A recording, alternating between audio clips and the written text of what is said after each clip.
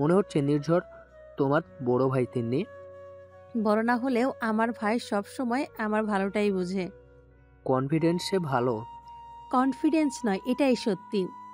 আমি ওভাবে বলিনি, নির্ঝর সত্যি একজন আদর্শ মানুষ। তবে এখন আমরা আসি। ঠিক আছে, টাটা। টাটা নতুন মাম্মি। নির্ঝরার ছায়া ওদের বিদায় দিয়ে নিজেদের বাড়িতে চলে আসে। বাড়িতে এসে ছায়া পরনের গয়নাগুলো খুলছিল, এমন সময় নির্ঝর আসে রুমে। কি হয়েছে? কি হবে জান? আজ কি আকাশ ভাই আর আম্মু আপুকে দেখবে? সেই রকম কিছু একটাই। জান, এদিকে এসো। কোথায়?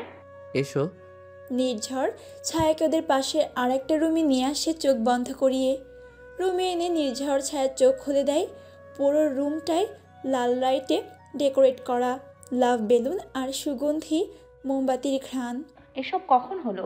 ছায়ার কথা বলার সময় নির্ঝর ছায়ার আঁচল কাঁধ থেকে সরিয়ে সেখানে ঠোঁট রাখে। নির্ঝরের ঠোঁটের স্পর্শ পেয়ে ছায়া কেঁপে ওঠে। জান, তোমার ঘ্রাণ এত স্ট্রং কেন? নির্ঝর ছায়ার আঁচলটা সরিয়ে ফেলে। ছায়া নির্ঝরের হাত ধরে বসে। ছায়ার শরীর নির্ঝরের স্পর্শে আসার সঙ্গে সঙ্গে কেঁপে ওঠে প্রতিবার। নির্ঝরেরও যেটা ভীষণ পছন্দ, তার স্ত্রীর কাঁপাকাঁপি তার ভীষণ পছন্দ। নির্ঝর ছায়াকে কোলে তুলে বিছানায় নিয়ে আসে। চাদরটাও লাল, পুরোটা রুম লালময় হয়ে আছে। রোমান্টিক একটা ভাইব দিচ্ছে। শীত বেড়েছে বাহিরে। ছায়ার শরীর থেকে কাপড় খোলার সঙ্গে সঙ্গে শীতে ছায়ার শরীর আরও কেঁপে ওঠে। নির্ঝর ছায়াকে নিজের বাহুডোরে আবদ্ধ করে নেয়। ছায়ার ঠোঁট জোড়া দখল করে। এত ভালোবাসায় আর মায়ায় ছায়া চোখ বন্ধ করে নেয়। নির্ঝরের হাত ছায়ার শরীরে বিচরণ করতে ব্যস্ত। ভালোবাসার এই রাতে ছায়া আর নির্ঝর দুজনের সাক্ষী রেখে যাচ্ছে। রাত তখন গভীর। ছায়া নিজের উপর শুয়ে থাকা নির্ঝরের দিকে তাকায়। রোদ নির্ঝর সজাগ থাকলেও আজ ছায়া কেন জানি না সজাগ হয়ে যায়। তবে এই মুহূর্তে তার ওয়াশরুমে যাওয়া প্রয়োজন। ছায়ার শরীরে নির্ঝরের একটা গেঞ্জি ছাড়া আর কিছুই নেই। ছায়া ধীরে নির্ঝরের থেকে নিজেকে ছাড়িয়ে নিয়ে ওয়াশরুমে চলে আসে। ফ্রেশ হয়ে বিছানায় কম্বলের নিচে আসতেই নির্ঝর ছায়াকে জড়িয়ে ধরে। ছায়া পাশে ফিরে অবাক হয়ে তাকায়। ঘুমান নাই? তুমি চলে গেলে ঘুমও চলে যায়। আজব। আজব না? নির্ঝর নিজের হাত ছায়ার গেঞ্জির নিচে দেয় আর পা দিয়ে ছায়ার পা জড়িয়ে ধরে। আরে কি করছেন? আমি তো কি জান? ভালো করেই জানে আমার নিচে কিছু পরা নেই। ইচ্ছে করে এমন। আরে সব সময় ক্ষুধার্ত হিংস্র কোথাকার। জান, মনে মনে গালি দেওয়া হলে এবার ঘুমাও, না হলে আবার শুরু হয়ে যাব আমি। ছায়া আর কিছু বলে না। চাইলেও এই পজিশন ঠিক হবে না। তবে নির্ঝরের হাত বড্ড বেহায়া। হাত বেহায়া কেন হবে? মানুষটাই তো বেহায়া। বেচারি ছায়া। মাঝরাত 2:30 বাজে। ছায়া যে পজিশনে শুয়ে আছে এতে করে ওর ঘুম আসছে না। এদিকে নির্ঝর কি নিরিবিলি কোনো কথাবার্তা নাই, ঘুমিয়ে আছে। ঘুমের মাঝেই ছায়ার এমন কিছু জায়গায় হাত যাচ্ছে যাতে ছায়ার ঘুম হারাম হয়ে গেছে। ছায়া এবার অতি কৌশলে নির্ঝরের থেকে নিজেকে ছাড়িয়ে নেয়। উফ বাবা, জান যায় আমার। কি ছায়া সরে এসে শুয়ে পড়ে। কম্বল গায়ে জড়িয়ে চোখ জোড়া বন্ধ করে। ছায়ার চোখ বন্ধ করেছে মাত্র কিছুক্ষণ হয়েছে। এর মাঝেই শক্ত বলিষ্ঠ ঠান্ডা হাত তার কোমল উন্মুক্ত পেটকে জড়িয়ে ধরে। ছায়া কেঁপে ওঠে। আমার থেকে এত পালাই পালাই কেন ম্যাডাম? ছায়া কেঁপে উঠছে কারণ নির্ঝর তার কানের কাছে মুখ নিয়ে কথা বলছে। ছায়া পাশ ফিরে তাকায়, তবে তার চোখ নির্ঝরের চোখে পড়তেই সেখানে রাগ লক্ষ্য করে ছায়া। কি হয়েছে? দূরে এলে কেন? ওভাবে ঘুমোতে পারছিলাম না। তাই বলে দূরে চলে আসবে? আমি তো চলে যাইনি, তাই না? ছায়ার কথাটা বলার সঙ্গে সঙ্গে নির্ঝর ছায়ার মুখ চেপে ধরে, ওর ঠোঁট আঁকড়ে ধরে। ছায়ার আর কথা বলার সুযোগ থাকে না। সে করছে, তবে নির্ঝরের অ্যাগ্রেসিভ কিসের গতি বেড়ে চলেছে। কিছুক্ষণের মাঝে ছায়া আর নিঃশ্বাস নিতে পারছে না। তখন ছায়াকে ছেড়ে দেয় নির্ঝর। ছায়ার ঘাড়ে মুখ গুজে। এক দফা আক্রমণ থেকে উঠতে না উঠতেই আর এক দফা আক্রমণ। ছায়া বিছানার চাদর খামচে ধরে। তোমার আমার জীবনে আসাটা ছিল তোমার ইচ্ছা। এখন আমার থেকে তুমি কোথাও যেতে পারবে না। আমি না চাইলে তোমার যাওয়া নেই, আমার থেকে তোমার পরিত্রাণ নেই। ছায়া নিজের হাত দুটো নির্ঝরের দু গালে রাখে। আমি চাই না পরিত্রাণ পেতে। দিব না? নির্ঝর একটা নিয়ে ছায়ার পরনের গেঞ্জি খুলে ফেলে। ছায়া চোখ বন্ধ করে নেয়, কারণ সে জানে তার স্বামীর আরেক দফা ভালোবাসার শিকার হবে সে। তবে এবার যেন নির্ঝর আরও বেশি অ্যাগ্রেসিভ।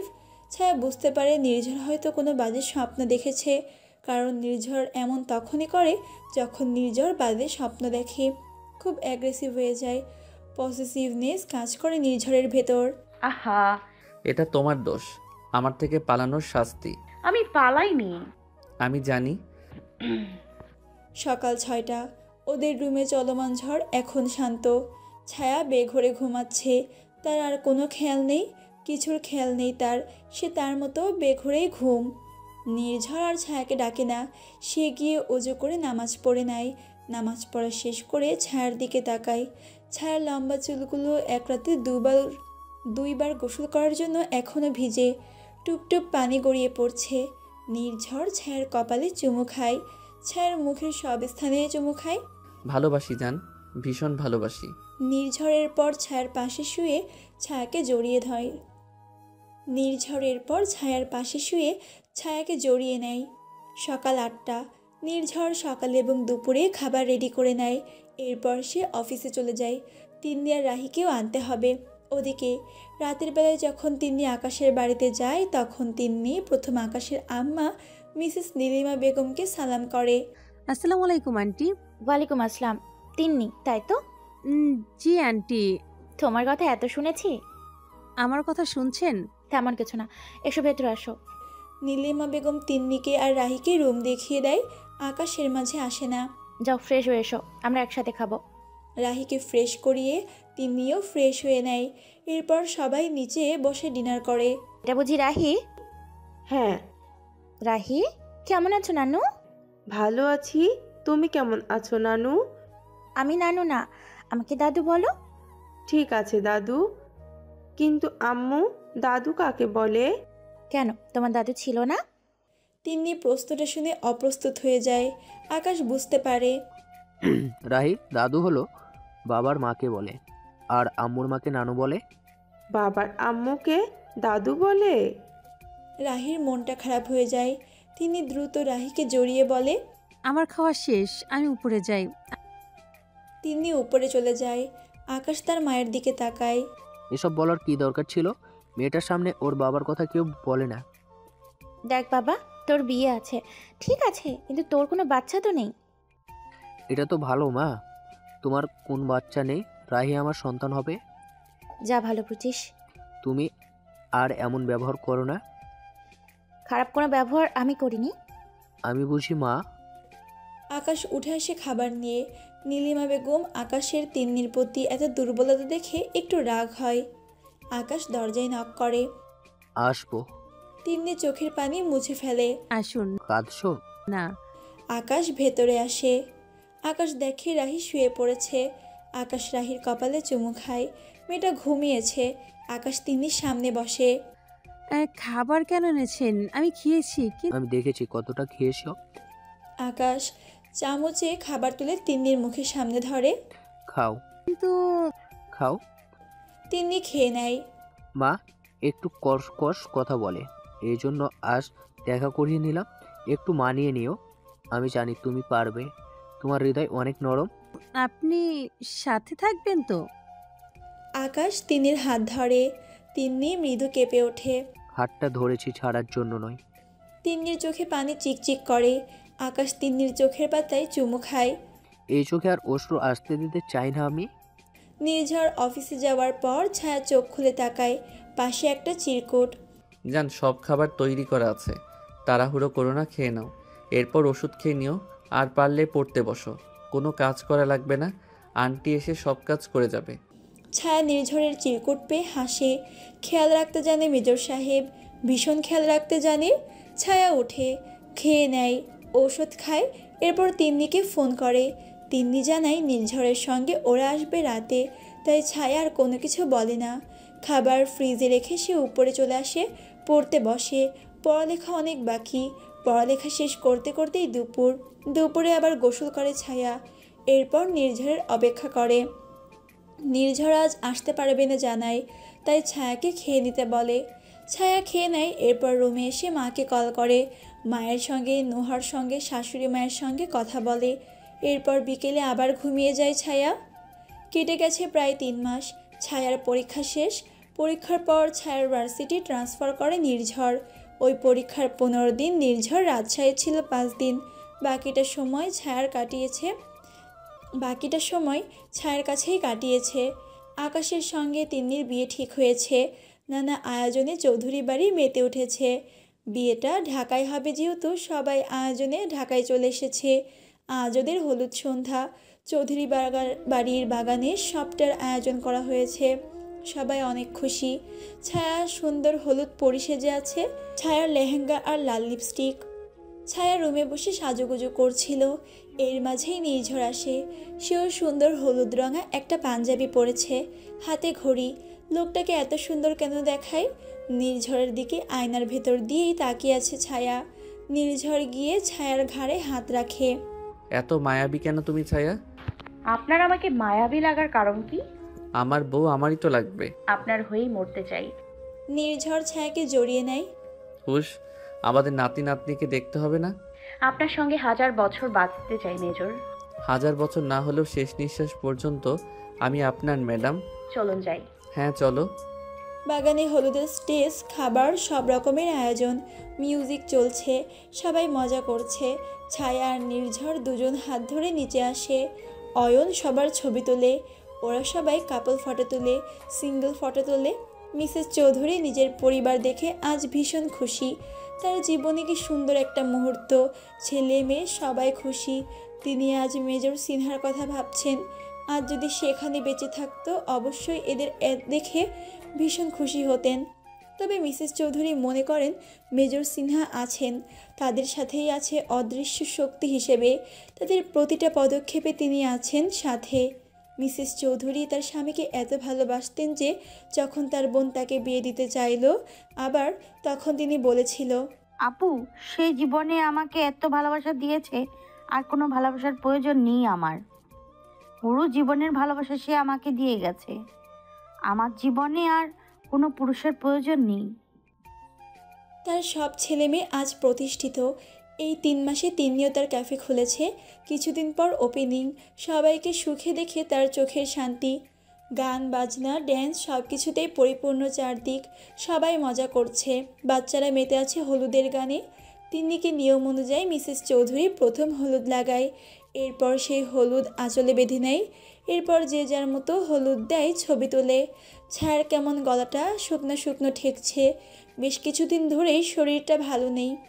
ছায়া একটু পাশে এসে 1 গ্লাস জুস নিয়ে খাবে, কিন্তু কেমন গন্ধ লাগছে। কিন্তু তার এই জুসটা প্রিয় ছিল। এটা হলো পাতিলেবুর জুস। ছায়া সেটা রেখে পাশে দেখে মাল্টা জুস। ছায়া সেটা খায়। আশ্চর্য, এটা তো নির্ঝরের পছন্দ, তার পছন্দ ছিল না। তবে আজ তার এটাই ভালো লাগছে, ওটা নয়। ছায়া গ্লাসটা রেখে পিছনে ফিরবে, এমন সময় তার পুরো পৃথিবী ঘুরে ওঠে। ছায়া মাথা 2 হাত দিয়ে চেপে ধরে। এরপর পুরো দুনিয়া অন্ধকার হয়ে যায় ছায়ার। চোখ খুলতেই নিজেকে রুমে আবিষ্কার করে ছায়া। সবাই তার রুমে। রাবেয়া বেগম ছায়ার কাছে আসে। ঠিক আছিস মা? হ্যাঁ। ছায়া উঠে বসে। রাবেয়া বেগম ছায়াকে খাটের সঙ্গে হেলান দেওয়ায়। কি হয়েছে মা? তুই অসুস্থ হয়ে পড়েছিলি? রাবেয়া বেগম, মিসেস চৌধুরী, তৌফিক হাসান সবাই ছায়ার কপালে চুমু দেয়, তবে কিছু বলে না। ছায়া অবাক। নোহা, অয়ন, তিন্নি মৃদু হেসে রুম থেকে বেরিয়ে যায়। ছায়া দেখে নির্ঝর বসে আছে তার সামনে। কি হয়েছে? কি হয়েছে? কেউ কিছু বলছে না কেন? নির্ঝর ছায়ার কাছে এসে ছায়াকে জড়িয়ে ধরে। এত বড় খুশি দেওয়ার জন্য ধন্যবাদ জান। মানে? নির্ঝর ছায়ার ঠোঁট আঁকড়ে ধরে। কিছুক্ষণ পর ছায়ার চোখে চোখ রেখে বলে, তুমি মা হবে ছায়া, আর আমি বাবা। ছায়া চোখে পানি চলে আসে। সত্যি? হ্যাঁ সত্যি জান, আমি ভীষণ খুশি। আজ আমাকে এত বড় একটা উপহার দেওয়ার জন্য তোমাকে অনেক ধন্যবাদ। আপুর হলুদের সন্ধ্যা? আজ আর দরকার নেই, একটু খেয়ে নাও, এরপর কাল তো বিয়ে। কিন্তু আমি কত কিছু ভেবেছিলাম। ছায়ার পাওয়ার দেখে নির্ঝর নিজেকে সামলাতে পারে না। ছায়ার ঠোঁটে চুমু খায়। Love you. কাল মজা করো, কিন্তু একটু সাবধান। আপনি আছেন না? রাতে সবাই ঘুমিয়ে যায়। কাল অনেক কাজ। সকালবেলায় সকলে একটু দ্রুত ঘুম থেকে ওঠে। পার্লার থেকে লোক এসেছে। ছায়ার শাড়ি পরার কথা ছিল, কিন্তু তার শরীর ভালো নয়, এই জন্য নির্ঝর তাকে সকালে একটা জামা এনে দিয়েছে বিয়েতে পরার জন্য। সেই জামাটা পরে নেয় ছায়া। আসলে বিয়েতে চৌধুরী বাড়ির মেয়েরা সাথে রাবেয়া বেগমও একই শাড়ি পরবে ভেবেছিল। তিন্নির বিয়ের শাড়ি পরবে আর ওরা এক শাড়ি, কিন্তু ছায়া একটু অসুস্থ, তাই ওকে শাড়ির রঙা একটা পারফেক্ট জামা এনে দেয় নির্ঝর। ছায়া অনেক খেয়াল রাখে নির্ঝর এসব বিষয়ে। ছায়া রেডি হয়ে নেয়। পার্লারের ওরাই সাজিয়ে দেয় ছায়াদের। বর এসেছে, বর এসেছে। গেটে গিয়ে ছায়া আর নোহা দাঁড়ায়, সাথে নির্ঝরের খালাতো বোন। ওরা তো তিন্নির ছোট, ওরা ছাড়া কারা দাঁড়াবে? যদিও আকাশ পকেটে ভরে টাকা নিয়ে এসেছিল, তাও গেটে ওরা ভীষণ মজা করে সবাই। তবে আকাশের সঙ্গে ওর একটা ডাক্তার ভাই এসেছিল, যে ছায়াকে দেখে এই বাড়ির মেয়ে ভেবেছে। ওরা মজা করে বরকে ভেতরে আনে। বরকে জায়গায় বসিয়ে ছায়া নোহা ভেতরে চলে আসে। বিয়ে বাড়ি নানা কাজ, নানা মজা। নির্ঝর আর অয়ন্ত দম ছাড়ার সময় পাচ্ছে না। ছায়ার শুধু গলা শুকিয়ে দেয়। বুফে সিস্টেম মরা হলেও মালটার জুসটাই ছিল না বুফেতে। কালই নির্ঝর এটা ইনক্লুড করেছে যাতে ছায়া যখন চায় তখন জুসটা খেতে পারে। ছায়া গিয়ে কাউন্টার থেকে জুস নিয়ে নেয়। ছায়া জুস খাচ্ছে এমন সময় ডাক্তার আসে ছায়ার কাছে। Excuse me. ছায়া খাবার রেখে বলে, জি, কি করছেন? খাচ্ছি। সরি, নামটা? ছায়া। শুধু ছায়া? ছায়া চৌধুরী। নির্ঝরের কি হন? নির্ঝরের বউ। মানে বউ? হ্যাঁ। আপনাকে দেখে তো বিবাহিত মনে হচ্ছে না। আরে হাতে দেখুন চুড়ি, আর নাকের দুল পরি না, কারণ আমার নাকে মানায় না, তাই আর পরি না। ও সরি ম্যাম। সরি কেন? ও আসলে কিছু না। কিছু লাগলে বলবেন, আমি আসি। ছায়া সরে আসে। যা পেলি তো পেলি, এই পুরো বিয়ে বাড়িতে নির্ঝরের বউকেই পেলি। ডাক্তার, তুই সিঙ্গেলই মরবি। লোকটা সরে আসে। এসব দূর থেকে নির্ঝর দেখছিল। তার বউয়ের ইনোসেন্ট পানায় সে মুগ্ধ। ছায়া হয়তো বুঝেও নাই লোকটা কেন তার কাছে গেছিল। এমনি থাকুক, সমস্যা নাই, বেশি চালাক হওয়ার প্রয়োজন নেই। বিয়েবাড়িতে নানান রীতিনীতি, সব নিয়ম কানুন মেনে তিন্নি আর আকাশের বিয়েটা হয়। সবাই মজমস্তি করে কাটায় বিয়েটা। তিন্নি বিদায়ের সময় মিসেস চৌধুরী কেঁদেছিলেন। একটা বিয়ের মাধ্যমে দুটো পরিবারের সম্পর্ক গড়ে ওঠে, ঠিক তেমনইভাবে অনেক আবেগ, অনেক ভালোবাসা, ভালো লাগা সব জড়িত থাকে। বিদায়ের সময় মেয়েরা ভীষণ কান্না, এটা তো স্বাভাবিক। চৌধুরী বাড়িতে নীরবতা নেমে এসেছে, এটাই নিয়ম। বিয়ের কাজ অনুষ্ঠান কেটে যায়। নির্ঝর অয়ন সব মেহমানদের ভালো করে আপ্যায়ন করে। পরের দিন হলো রিসেপশনের জন্য চৌধুরী বাড়ি থেকে সবাই রেডি হয়ে বেরিয়ে পড়ে। নির্ঝর ছায়া একটা গাড়িতে ছিল। আকাশের ঢাকার বাড়িটা ভীষণ সুন্দর। বাড়ির থার্ড ফ্লোরেই সব আয়োজন করা হয়েছে।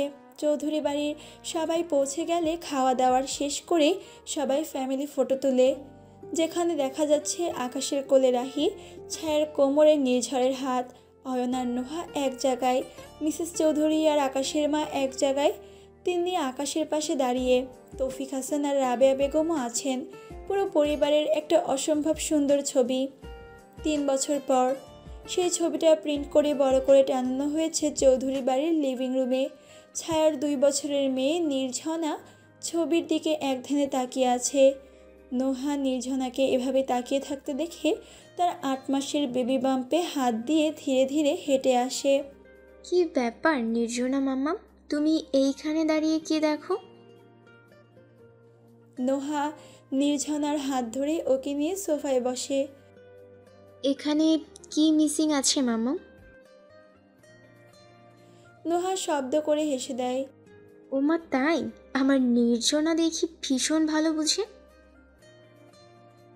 হ্যাঁ হ্যাঁ, বড় তোমাকে আমি হওয়াচ্ছি, দাঁড়াও।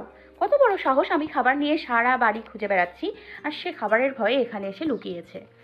পেছন থেকে ছায়ার কণ্ঠ শুনে নির্ঝনা নোহাকে জড়িয়ে ধরে। নির্জনা, খেতে হয় মা। ওকে ছাড়ো, আমি আচ্ছা মতো পেটাবো ওকে। বাবার দুলালি, বাবা মেয়ে দুটোকে পেটাবো আমি। আহা, এমন করে না, বাপ মেয়ে দুটোকে পেটালে লস তোমারই। এর মাঝেই নির্ঝরের আগমন। নির্ঝনাকে আর পাইকে সে দৌড়ে বাবার কোলে উঠেছে। আম্মুকে বকে দেব। ছায়া কোমরে হাত দিয়ে দুই বাপ মেয়ের খেলা দেখছে। নির্ঝর ছায়ার দিকে তাকিয়ে একটু হাসে। যেন তো সহজ নাকি বাচ্চা পালা। দাও আমি খাইয়ে দিচ্ছি। নির্ঝর ছায়ার থেকে বাটি নিয়ে খাবারটা নির্ঝনাকে খাইয়ে দেয়। নির্ঝনা লক্ষ্মী মেয়ের মতো খেয়ে নেয়। বাবার এত কাছের যে মায়ের কোনো কথাই শুনে না। আপনার মেয়ে আপনার মতো বদ, যাই হোক খেলেই হচ্ছে, আমার এত হিসাব নাই। ছায়া নোহার কাছে গিয়ে বসে। ছায়ার পেটে যখন নির্ঝনা, তখন নির্ঝর ঠিক করলো ছায়াকে নিয়ে ঢাকায় শিফট হবে। সেখানে সবাই থাকে, একা একা অসুস্থ ছায়াকে রাখা ঠিক হবে না। সেই বছরই আকাশ আর নির্ঝর দুজন ট্রান্সফার নেয়। দুজনের বাড়ি ঢাকায়, তাই দুজনে চলে আসে ঢাকায়। ওদের পরিবার এখন ভালো আছে, অনেক ভালো আছে। মিসেস চৌধুরীর কোলে পুতনি আসাতে তিনি আরও খুশি। নাতনি পুতনি সব নিয়ে তার দিন ভালোই কাটছে।